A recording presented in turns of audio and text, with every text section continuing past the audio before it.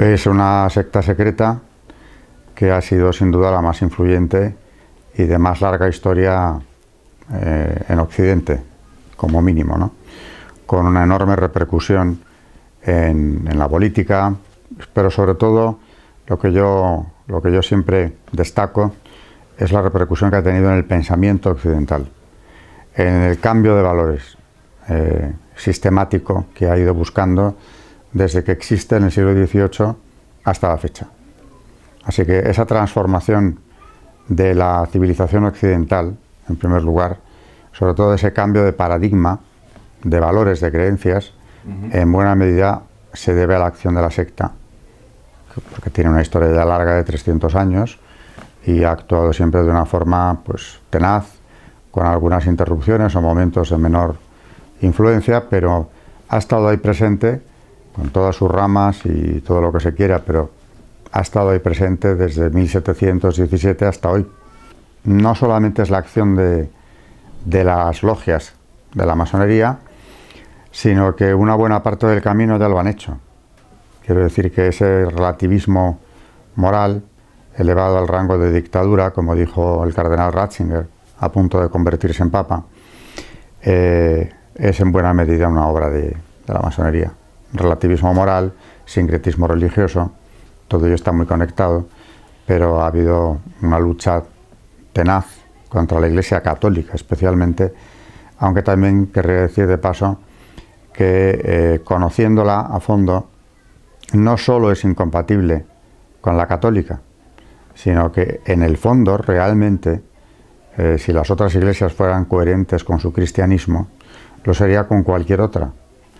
La católica es la que más veces ha condenado la masonería, no es la única. La ortodoxa griega y algunas de las protestantes también lo han hecho, otras no. Pero en cualquier caso es que sus principios son incompatibles no ya con el catolicismo, que por supuesto, de una manera especial, sino con el cristianismo, por su visión de Cristo y además también por sus creencias y por los objetivos que imponen o que van fijando al que se inicia en la masonería para conseguir elevarle a un nivel superior hasta llegar a ser un hombre perfecto, digno de adoración. Es incompatible con la fe porque la fe revelada en principio le resulta algo incompatible en el fondo con lo que ellos proponen. La masonería ante todo es gnóstica, es decir, le propone al que se inicia comenzar un camino de perfección, de elevación, mediante un conocimiento oculto que se le va a ir brindando grado a grado hasta elevarle a ese rango. ¿Quién tiene ese conocimiento oculto? En este caso ellos. La gnosis no es privativa solo de la masonería, hay distintas gnosis, las ha habido a lo largo del tiempo, pero es, yo diría, que la peor de las herejías porque parte de un engaño elaborado. La gnosis masónica se contiene, por ejemplo, en un documento fundacional, en el primer reglamento masónico, las constituciones de Anderson, que alteran el antiguo evangelio como quieren para ya introducirnos en una visión de la Biblia muy distinta, realmente, por no decir opuesta casi, a lo que el Antiguo Testamento es. Y del Nuevo casi no hay referencias, porque curiosamente al llegar a Cristo las constituciones guardan silencio prácticamente. En cambio, los grandes personajes del Antiguo Testamento, su vida, su trayectoria se altera de una forma total, incluso elevan a la categoría de arquitecto del Templo de Salomón a un orfebre que aparece en el libro de los Reyes, Irán Aviv, que es un personaje clave, y todo ese conocimiento oculto les viene a ellos nada menos que desde los tiempos de Adán, a través de Tubal Caín, a través de Caín concretamente. Siempre hay una tendencia hacia el lado oscuro en el fondo, ¿no? Es decir, que esa gnosis masónica blanquea lo que en Occidente sabemos que es la parte oscura de nuestra historia, la parte oscura del ser humano. Concretamente, Caín mata a su hermano. En la masonería, Lucifer, eso no se le dice al que se inicia, pero en algunas obediencias lo descubren enseguida, es un aliado del hombre, porque es quien le trae la sabiduría. Se subleva contra esa tiranía despótica del Creador y lo que hace es hacerle ver la realidad al hombre. A mí el nieto de un masón me explicaba cómo su abuelo le había hecho ver que la serpiente había ido al paraíso a llevar la sabiduría al hombre. Era nuestra aliada. Y Dios nos castigó al hombre y a la serpiente expulsándonos fuera del paraíso, ¿no? Claro que sí, supuestamente están aceptadas todas las creencias, siempre y cuando no te empeñes en defender un dogma. Porque claro, la masonería en principio es adogmática, aunque tiene luego sus propios dogmas. Por ejemplo, el dogma del relativismo, esa dictadura de la que ya, como he dicho ahora, hablaba Benedicto XVI, quien no esté de acuerdo con esa actitud de relativismo escéptico, está fuera del marco, en política, en la vida pública. Esto lo dice en la encíclica Centesimus Annus Juan Pablo II.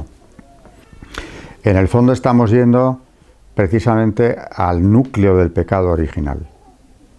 La prohibición divina de comer los frutos del árbol de la ciencia del bien y del mal, que es lo que nos hace caer en ese pecado original, bueno, a nuestros primeros padres en el pecado, y nosotros heredamos eso. Eso es lo que la masonería propone. Que el hombre sea capaz de establecer bien y mal, con total independencia de lo que le haya podido contar ninguna divinidad o profeta. De manera que cuidado con esa libertad religiosa que supuestamente se practica en las logias, porque acercándonos a ellas, y cuanto más he conocido masones, hablando con ellos o familiares suyos, más claro lo he visto, esa tolerancia no es tal.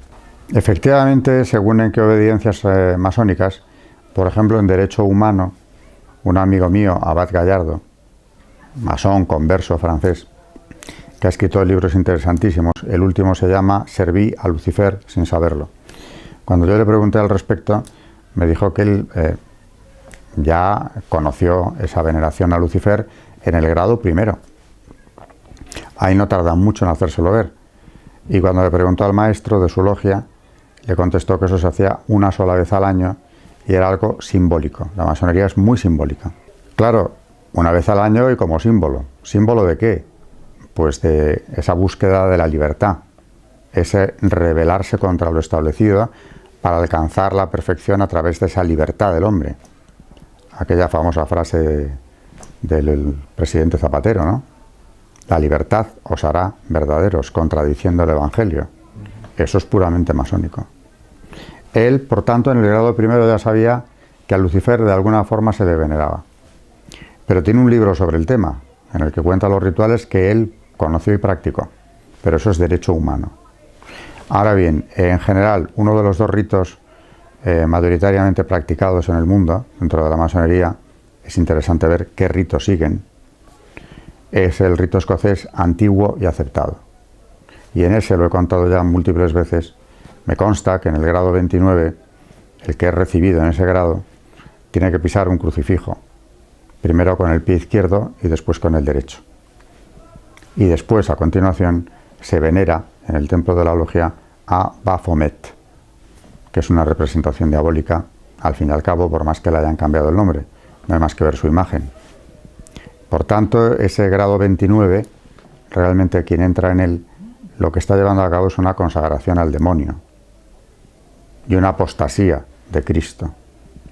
Que esta cruz, símbolo de muerte y destrucción, salga del mundo, dicen en otro ritual muy similar. Si la cruz de muerte y destrucción es el crucifijo, yo creo que sobran palabras. Y también lo he contado siempre, pero bueno, nunca sobra repetirlo. Yo tenía ese dato y copié todo el ritual, porque en su día lo publicó don Manuel Guerra, el mayor experto en masonería de España. Pero tuve ocasión de confirmar que esto era así, aunque a mí mismo me costaba creerlo, a pesar de la fuente, que era de toda mi fiabilidad. Hasta que un día en un coloquio público, bueno, 80 personas, 70 y tantas, con Tom Sarobe, un antiguo gran maestro masón de la Gran Logia del Gran Oriente de España, cuando una señora me pidió que leyera este ritual, y lo leo a continuación, aunque ya estábamos en pleno debate, porque nos pasaban la palabra de uno a otro, él guardó un silencio absoluto, que no rompió nunca, hasta que ya se entendió que no pensaba contestarme. Evidentemente, de ser esto un error o un invento, que lo cual es impensable, ¿no? Pero imaginémonos que se ha equivocado, de don Manuel, hubiera tardado un minuto el señor Salove en desmentirme. Lógicamente, ¿no? Porque esto, entre otras cosas, lo menos que puede decirse es que no se compagina con esa tolerancia religiosa que supuestamente se practica, ¿no? Y no hubo desmentido. Hasta hoy. Luego, si seguimos subiendo en grados, hay 33, según en cuales las connotaciones religiosas anticristianas están muy claras. He puesto el ejemplo de uno que conozco bien y que he solido llevar lo publico en mi libro sobre el tema también, tomado, insisto, de don Manuel Guerra. Pero es el que yo comprobé, el que yo leí, el mismo ritual que leí antes Salove. ¿Los masones son satanistas? Bueno, ellos, cuidado, deslindan muy bien, insisten en hacerlo, entre Satanás y Lucifer.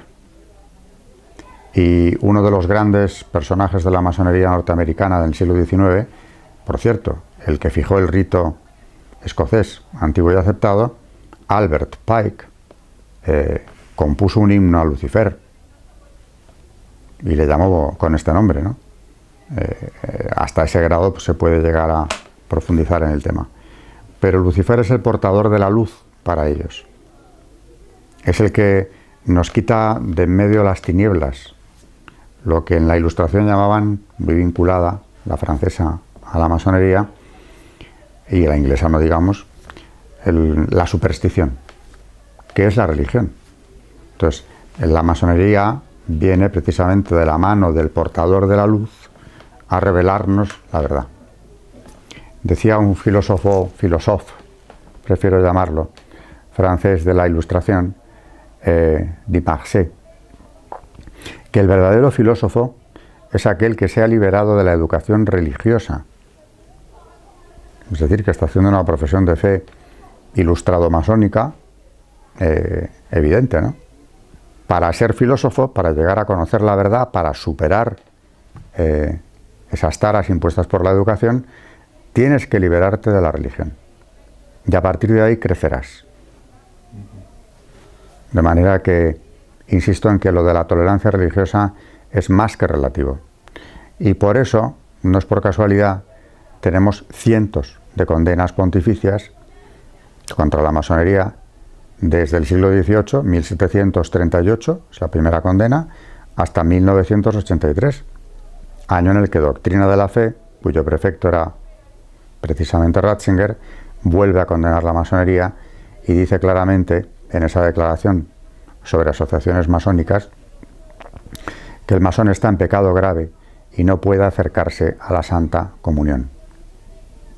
Si queremos matizar mucho, no es excomunión late sentencia, como había existido hasta ese momento, que es cuando se publica el nuevo Código de Derecho Canónico. Antiguamente era así, excomunión late sentencia. Ahora, ¿cuál es el matiz? Que el masón está en pecado grave y por tanto no puede comulgar. Podrá hacerlo si se arrepiente, propósito de enmienda, como cualquier pecado mortal. Tendría que dejar la masonería, confesarse de haber pertenecido a ella y a partir de ahí. Aunque en el nuevo código también están condenados con entredicho quienes promueven o dirigen estas asociaciones que maquinan contra la Iglesia, porque en el nuevo código no se menciona la masonería, se la considera, como explica Ratzinger, englobada en una categoría más amplia, que es esa de las asociaciones que maquinan contra la Iglesia. Y quienes la dirigen o promueven, pues también están en entredicho. Pues porque, claro, precisamente para imponer precisamente ese nuevo paradigma humano, esa gnosis que nos convierte en seres perfectos, bueno, a los que ellos aceptan en las logias, ¿no?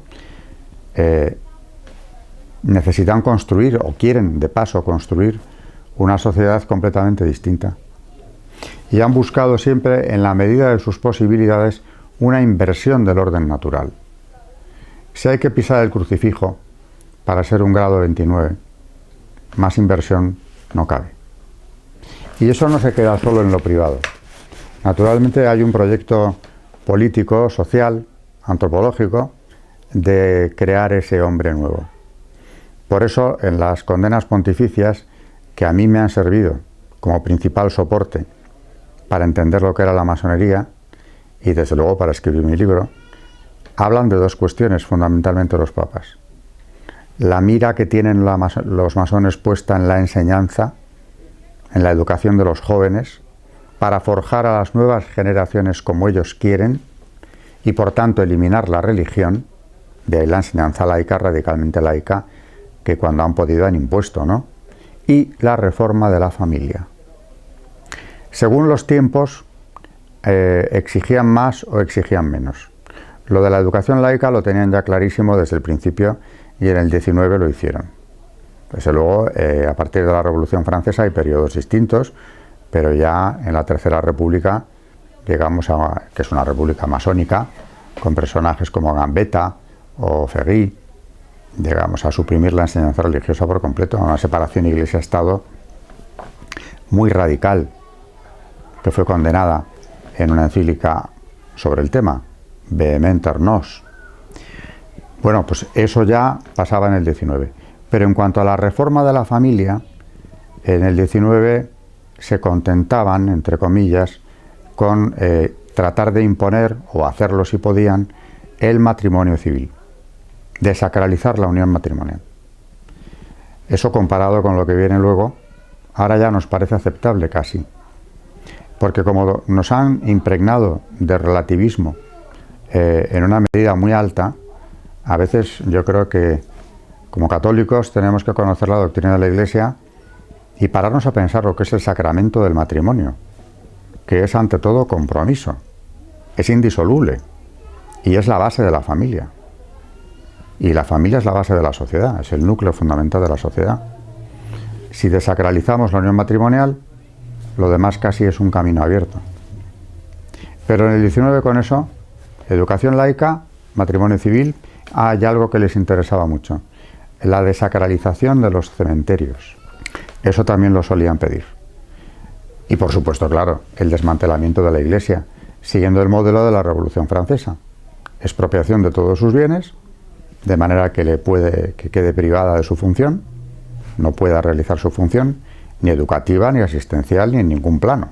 Y por otro lado, claro, ya en la Revolución se vio, ¿no? Una sumisión del clero al Estado, constitución civil del clero en Francia, e incluso disolución de las órdenes religiosas. Ese es el modelo que se va a seguir en la España liberal, con la desamortización de Mendizábal. Es el mismo modelo. Siempre hay un pretexto. En el caso español, como estábamos en guerra, la guerra carlista, la primera, pues ¿de dónde podemos acopiar esos bienes necesarios para la guerra? De los bienes de la Iglesia.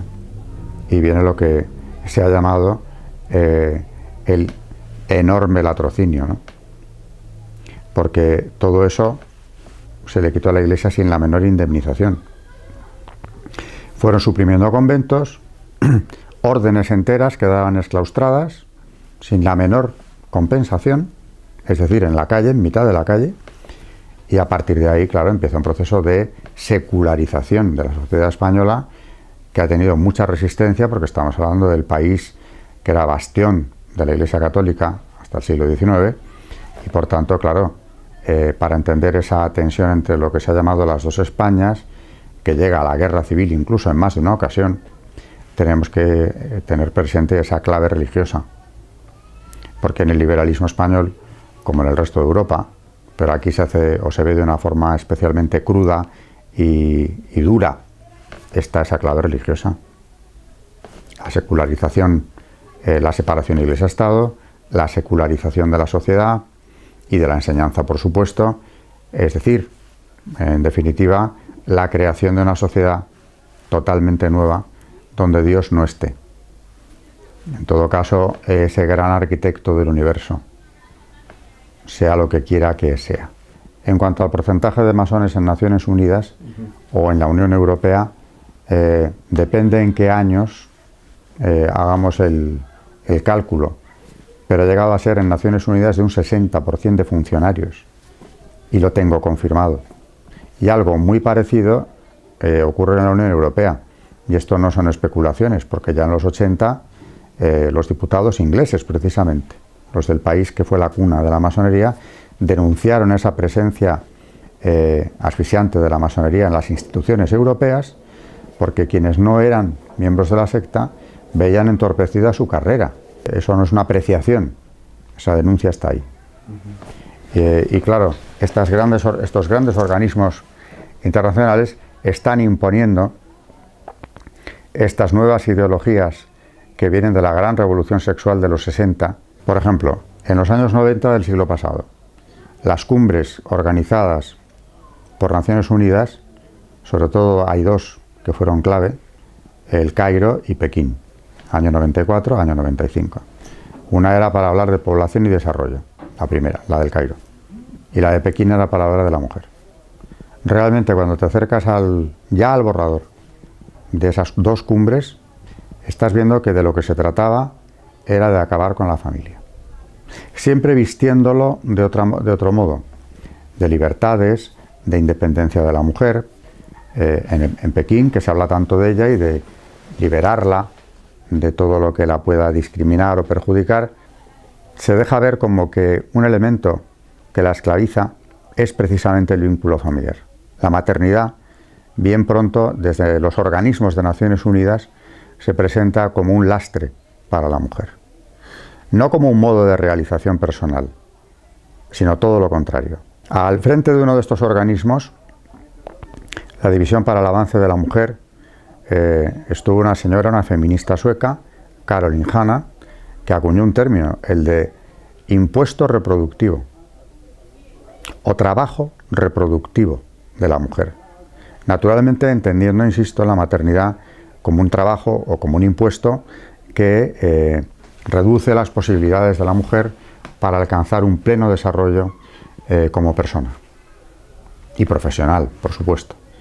Así que tanto en el Cairo como en Pekín estamos viendo lo mismo. Y a la hora de población, ¿qué es lo que buscan? Pues realmente disminuirla hasta su mínimo exponente. Son maltusianos. La masonería ha propiciado una visión también, claro, si la familia es algo a combatir, por lo menos lo que ellos llaman familia tradicional, porque ya le han puesto apellido. Y deberíamos considerar familia pues casi cualquier agrupación humana unida por vínculos del tipo que sea. No vamos a entrar ahora en eso de los nuevos modelos, ¿no? El empeño que muchos masones han demostrado en reducir la población mundial es evidente. Eso está muy presente en el informe Kissinger, por ejemplo. El crecimiento demográfico se presenta como una amenaza para la humanidad. ¿Qué ha ocurrido a la vuelta de los años? Que el gran peligro es lo contrario. No hay renovación ya en Occidente de las generaciones. Es decir, España, que va a la cola en este sentido, no es que hayamos perdido ya el número suficiente de hijos para hablar de reproducción. Ese índice ya se perdió. Mínimo 3. Pero es que tampoco tenemos ya el índice de reposición, que serían 2. Una pareja pues deja detrás de sí 2. Han sido 2, pues quedan 2. Se acaba la reproducción. Pero bueno, por lo menos podríamos decir se puede mantener en parte, o iríamos a una disminución de la población lenta, pero no tan rápida, ¿no? Pero si ya no tenemos ni el índice de reposición, evidentemente parece que somos una sociedad condenada a la extinción. Y de ahí vienen problemas, yo siempre suelo poner el mismo, ¿no? El sistema de pensiones, tanto como se habla de él, se diseñó en base a una sociedad completamente distinta, en la que había muchos jóvenes que trabajaban y cotizaban y muchos menos mayores, en proporción. ¿Qué ha venido ocurriendo? Que se ha invertido la pirámide poblacional. Es decir, el ir contra la reproducción es algo que acaba deshaciendo la sociedad. Si eso lo acompañamos con todo un sistema de valores que vienen de la Revolución de los 60, donde la masonería también tiene un peso grande, a través de la Escuela de Frankfurt, que impone un nuevo modelo, ¿no? Por ejemplo, sexualidad sin reproducción. Nos fomentan la promiscuidad desde los medios de comunicación. Eso está ya en los borradores del Cairo y Pekín. Series de televisión, teatro clásico adaptado, radio, etcétera, tienen que presentarnos esos nuevos modelos como lo normal para conseguir, llegan a decir, que se cambie el modelo de familia deseada. Es decir, hablan a veces con una claridad muy cruda de un lavado de cerebro auténtico. Y eso incluso mis alumnos más jóvenes lo reconocen, porque en cuanto se les hace ver, a poco que vean la televisión, antes se hablaba de aquello del horario infantil, ahora da igual en qué horario puedes ver cualquier cosa. Pero desde luego cualquier cosa contraria a lo que es la visión cristiana de la persona, del matrimonio y de la familia. Todo lo que sea contrario a eso, en cualquier horario y en cualquier modalidad. Bueno, de la transición en adelante, por supuesto, ha habido un cambio en eso, porque en el 19 el Partido Liberal, bueno, se divide en varios partidos al final, pero en los más a la izquierda, los más escorados a la izquierda, acaba ya surgiendo el Partido Republicano, el Demócrata, anteriormente. En los partidos liberales la presencia masónica es abrumadora, sobre todo en los dirigentes. En la Segunda República Española, la presencia de masones en el Parlamento es enorme. Pero claro, es que en todos los partidos de la izquierda su abundancia es descomunal. El propio Manuel Azaña, él mismo cuenta en sus memorias su iniciación en la masonería el año 32, es decir, al poco tiempo de instaurarse la República en España. En cambio, en el sector de la derecha apenas lo sabía, no hemos localizado un gran número. Yo por lo menos ahora no puedo decirle de memoria ninguno. ¿Por qué? Porque la derecha española en los años 30 era católica. Tenía clarísimo el tema de las condenas pontificias y pretendía mantenerse dentro de ese marco de catolicismo.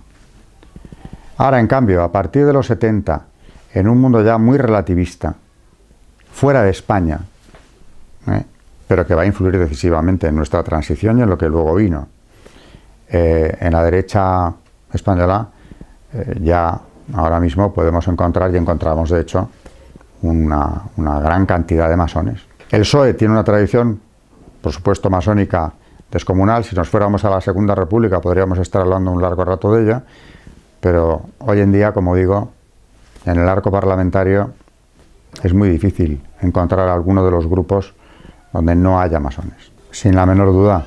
Es más, yo creo que es la clave verdadera, la última clave, la última pregunta a la que hay que llegar es ahí. ¿Por qué todo esto? ¿Quién mueve estos hilos? Ciertamente muchos, desde luego, no piensan que estén haciendo el juego al demonio, pero que se lo están haciendo es evidente. Ese odio hacia el ser humano, que está en el demonio desde el principio, es visible aquí, porque realmente todas estas políticas que llevo mencionadas solo llevan a la destrucción de la sociedad y a hacer infeliz al hombre, a hacerlo solo, personas solitarias, como ocurre ya, por ejemplo, en los países escandinavos, donde el modelo a seguir es vivir en soledad, ya ni siquiera en parejas de hecho, solos. Eso destruye a la persona. ¿Por qué se ha disparado el índice de suicidios en países como Francia, por ejemplo, en los últimos años?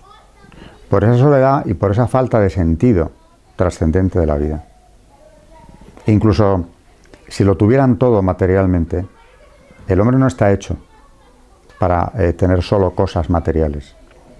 Tiene un destino mucho más elevado y lo lleva dentro y lo nota y lo sabe y lo siente. Si eso se le quita, le has quitado la principal razón de vivir, aunque le dieras todo lo de este mundo. Luego, claro que sí, se ve la mano de una fuerza preternatural detrás, porque esto, lejos de hacer bien a la sociedad o a la persona, es todo lo contrario, ¿no? Destruyen a ambas.